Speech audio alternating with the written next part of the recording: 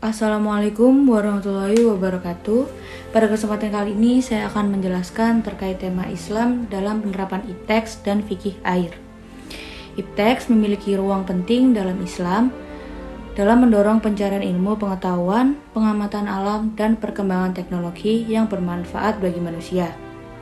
Namun, iptek bukan hanya alat untuk mencapai kemajuan materi, tetapi juga merupakan sarana untuk mendekatkan diri kepada Allah. Oleh karena itu, pengembangan iptek dalam Islam harus dilakukan dengan memperhatikan nilai-nilai moral dan agama, serta etika keseimbangan dalam memperbaiki urusan dunia untuk di akhirat kelak. Pengertian iptek dalam Islam. Bagaimana konsep iptek dalam Islam? Pengajian iptek dari sudut pandang Islam terhadap sunnatullah secara objektif memberi pemahaman kepada umat manusia. Secara paling terpenting ialah harus sejalan dengan nilai-nilai keislaman. Umat Islam boleh memanfaatkan iptek jika telah dihalalkan oleh syariah Islam. Sebaliknya, jika suatu aspek iptek telah diharamkan oleh syariah, maka tidak boleh umat Islam memanfaatkannya walau menghasilkan manfaat sesaat memenuhi kebutuhan manusia. Kemudian fikih air untuk menjamin keberlangsungan kehidupan di dalam semesta. Air menempati posisi yang sangat penting baik dalam tinjauan normatif maupun ilmu fisika. Air adalah salah satu substruktur inti dalam susunan semesta alam. Oleh karena itu, sumber-sumber ajaran Islam yang termasuk dalam Al-Quran dan hadis Nabi serta hasil-hasil ijtihad ulama telah membahas tema air dalam berbagai perspektif. Selama ini kita memahami fikih itu bukan sekedar hukum tahlil yang hanya halal, haram, makruh, tetapi seperangkat nilai norma hukum Islam yang terdiri dari norma berjenjang, nilai dasar, prinsip umum, dan hukum praktis. Kemudian saya akan menjelaskan macam-macam air dan hukumnya. Yang pertama, ada air suci dan menyucikan atau air mutlak. Air suci dan menyucikan adalah air yang zatnya dapat digunakan untuk menyucikan badan baik dari hadas ataupun dari najis.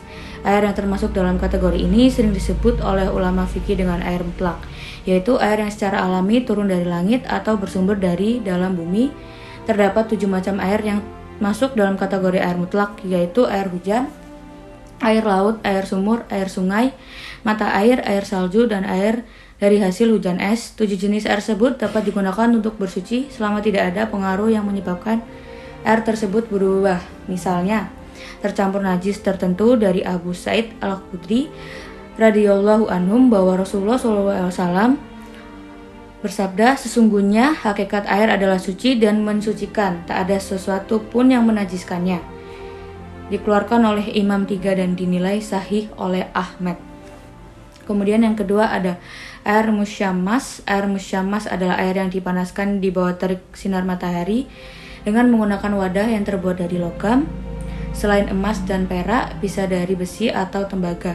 Air ini hukumnya suci dan menyucikan. Hanya saja makruh bila dipakai untuk bersuci. Air ini juga makruh digunakan pada anggota badan manusia atau hewan yang bisa terkena kusta seperti kuda. Namun tak mengapa bila dipakai untuk menyuci pakaian atau lainnya. Meskipun demikian, air ini tidak lagi makruh dipakaian bersuci apabila telah dingin kembali. Yang ketiga ada air suci namun tidak mensucikan atau air mustakmal. Air ini zatnya suci namun tidak bisa dipakai untuk bersuci, baik untuk bersuci dari hadas maupun najis. Hukum menggunakan air ini adalah makruh. Air yang suci namun tidak bisa digunakan untuk bersuci disebut air mustakmal. Air mustakmal adalah air yang telah digunakan untuk bersuci, baik untuk menghilangkan hadas seperti wudhu dan mandi.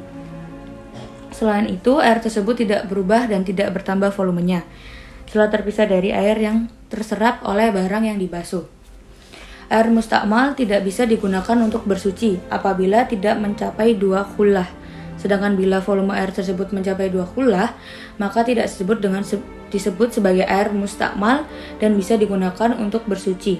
Yang keempat ada air mustanajis. Air mustanajis adalah air yang terkena najis dan volumenya kurang dari 2 khullah atau volumenya mencapai minimal 2 khullah, tetapi berubah salah satu sifatnya seperti warna, bau, dan rasa karena terkena najis. Air yang sedikit apabila terkena najis, maka secara otomatis air tersebut menjadi mutanajis meskipun tidak ada sifat yang berubah, sedangkan air yang banyak bila terkena najis tidak menjadi mutanajis jika memang berasal dari air bumi atau air langit. Ada 7 air yang boleh digunakan untuk bersuci, yakni air laut atau air hujan, air laut, air sungai, air sumur, mata air, air salju, dan juga air embun. Contoh-contoh air yang termasuk najis yaitu air liur, babi, dan kencing bayi laki-laki di bawah usia 2 tahun, darah, nanah, segala sesuatu yang keluar dari kubul dan dubur, hingga bangkai makhluk hidup kecuali bangkai manusia, ikan, dan belalang. Mungkin itu saja yang bisa saya sampaikan, kurang lebihnya mohon maaf.